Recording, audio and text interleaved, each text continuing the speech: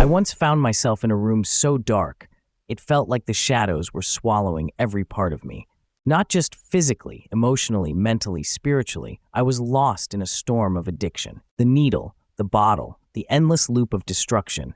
They promised escape but delivered chains. But here's what no one tells you.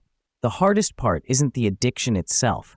It's the silence that follows, the isolation, the weight of believing you're beyond help. I remember staring at a cracked mirror, barely recognizing the person staring back. That reflection was my prison and my battleground. Every day I faced the urge to give in, the voices that said, "You've failed too many times to make it out." But somewhere deep inside, a flicker of defiance sparked. I realized that healing wouldn't come from magic or waiting for some miracle. It would come from small, deliberate actions. I started by reclaiming control over the smallest things. Mornings began with a simple ritual: opening the window, letting sunlight spill in, and breathing in fresh air like it was the first time. I journaled, not to write perfect stories, but to empty the chaos from my mind onto paper. Each word was a step away from the darkness, but it wasn't enough to fight alone. The next breakthrough came when I reached out, shaking with fear, to a support group. I walked into that circle, carrying shame like a heavy coat, but I left with something unexpected: connection. Hearing others' stories mirrored my own pain and hope.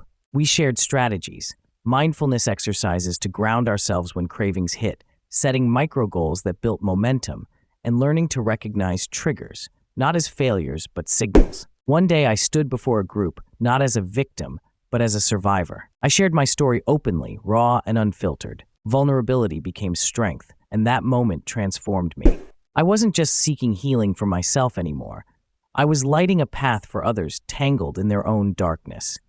I developed a method combining creative expression with accountability. We painted our struggles, each brushstroke a release. We crafted letters to our past selves, forgiving and embracing imperfections. These weren't just activities, they were bridges to self-compassion and resilience. The transformation wasn't instant. There were days when the darkness clawed back fiercely. But with every setback, I learned to pause, breathe, and remind myself that healing isn't linear. It's a spiral, sometimes circling back, but always moving forward. Today, I help others by sharing these concrete tools. Start with tiny rituals that ground you. Seek authentic connection, because healing thrives in community, and use creative outlets to process pain. Most importantly, embrace the messy, imperfect journey. Your story isn't defined by your lowest moments, but by the courage to rise again. If you're watching this, know that even when the night seems endless, dawn is waiting. Take that first breath. Write that first word, make that call. Healing starts with a single step, and your path is already unfolding beneath your feet. But let me take you deeper into this journey. Because the path to recovery is not just about the moments of clarity, it's about embracing the messiness, the setbacks, and the small victories that often go unnoticed. In those early days, when the cravings hit hardest, I learned to anchor myself in the present. Mindfulness wasn't some abstract concept, it was a lifeline. I practiced noticing my surroundings, the texture of the floor beneath my feet, the sound of the wind outside, the rhythm of my own breath. These tiny moments of awareness helped me reclaim my body from the grip of addiction. I also discovered the power of naming my emotions. Instead of pushing them away, I gave them words: fear, anger, loneliness, hope. Writing these feelings down, sharing them with others, made them less overwhelming. It was as if by naming the storm, I could begin to weather it. Community became my anchor. In those support groups, I found more than just advice. I found empathy and acceptance. We celebrated each other's milestones, no matter how small. One day clean, one craving resisted, one honest confession, it all mattered. Together, we dismantled the shame that addiction had built around us. Art became a sacred space. Painting my emotions, drawing the chaos inside me, allowed me to express what words couldn't capture. Each color, each stroke was a step toward healing. Sometimes the art was raw and messy, other times it was calm and reflective. Both were needed. Forgiving my past self was one of the hardest steps.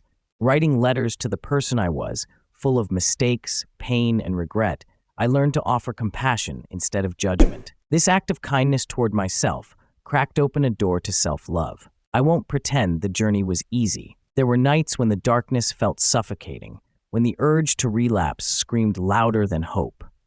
But I learned to sit with discomfort, to breathe through the pain, and to remind myself that healing wasn't about perfection, but persistence.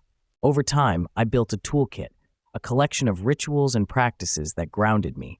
Morning sunlight, journaling, mindful breathing, creative expression, community support, self-forgiveness, each piece fitting together to create a foundation strong enough to hold me. Now, I share this toolkit with others because I know the transformation is possible.